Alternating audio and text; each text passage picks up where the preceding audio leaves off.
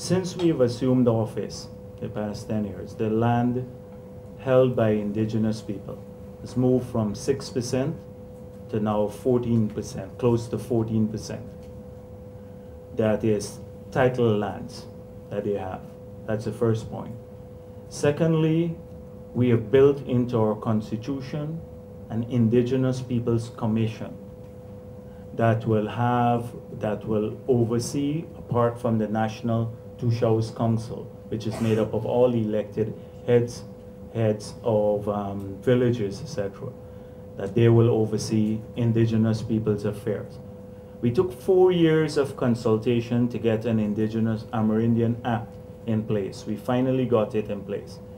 The act gave indigenous people the right, some autonomous rights to set their own rules in the villages.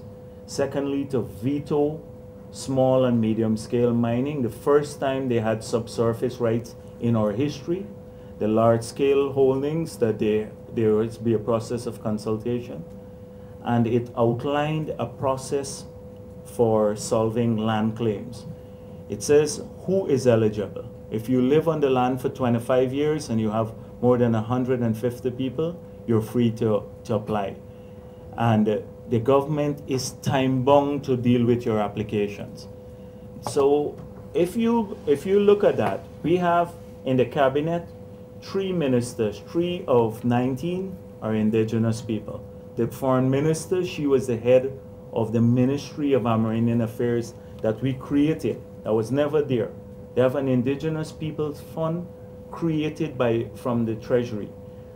So we have a school and a health center in every indigenous village.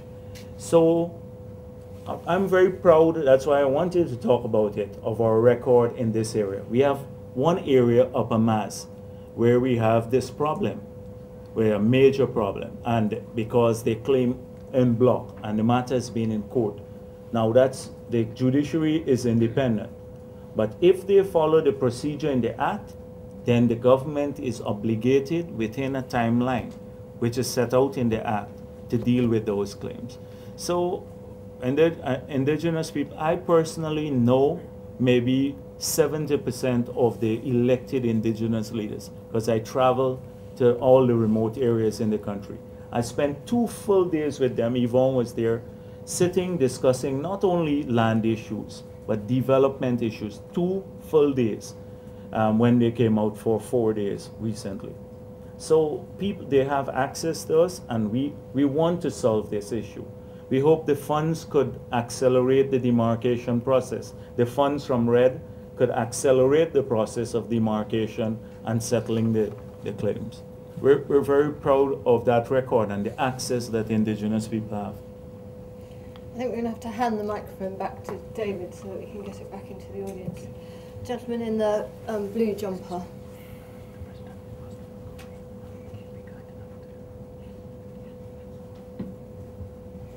Gentleman in the blue jumper here. I'm very sorry. Hello, I'm Gustavo Calheiros from Brazil, I'm a website journalist.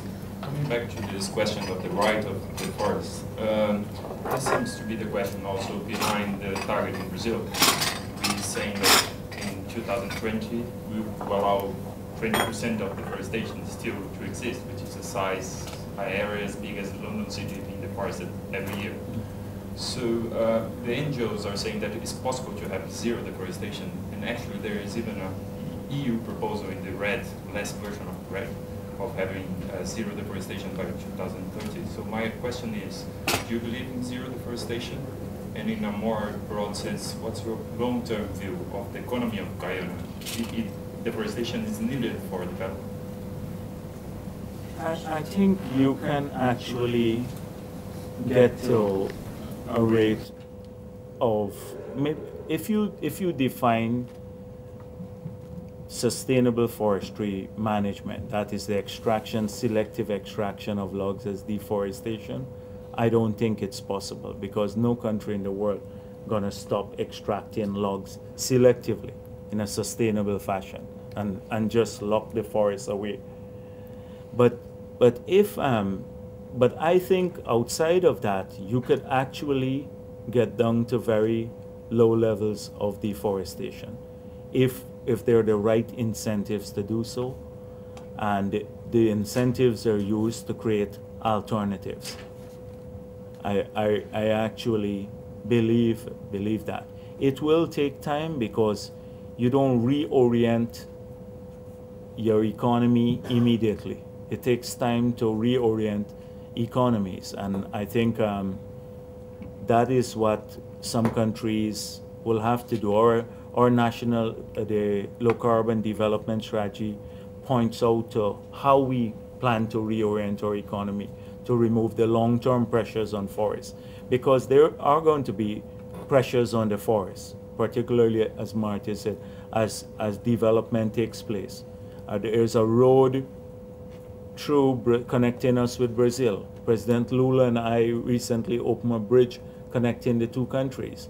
That road runs through our forests. It brings greater danger to the forest. So it's not as though there is no pressure, but if we are locked into this system, we have to ensure that there is no degradation or there is no deforestation along that corridor. If it does, then we can't receive payment for it. You can't get the money and then have, cut down the trees. So this is not very simple. It's not easy, but it's doable.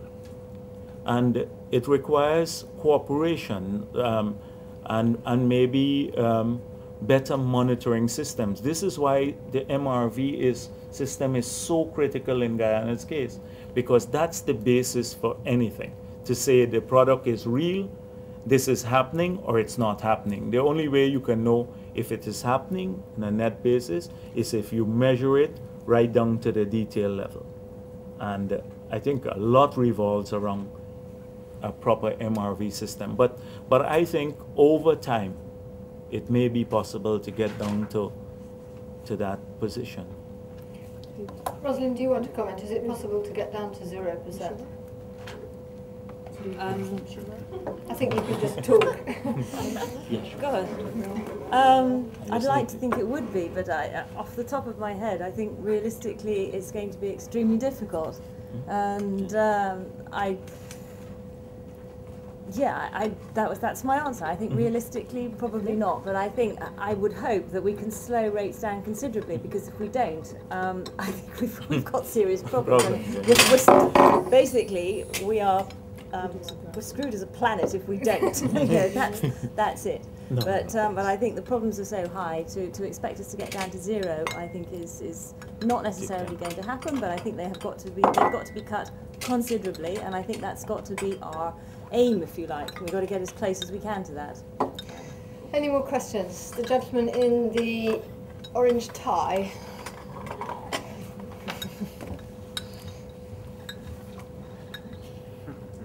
Good afternoon. My name is Ron Westpass. I'm a proud Guyanese from the Pomeroon district. President Jagdeo, I'm currently doing research on ecotourism with a focus on Iraqrama.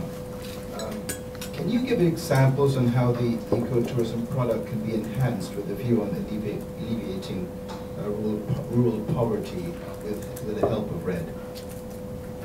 Well, I think if you preserve the forest, it helps naturally. I think first of all, we suffered in Guyana from a major problem. Most people think we're in Africa if you talk to people. So when we do marketing, people go to Ghana. So our marketing dollars are.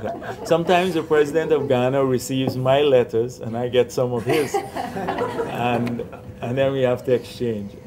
So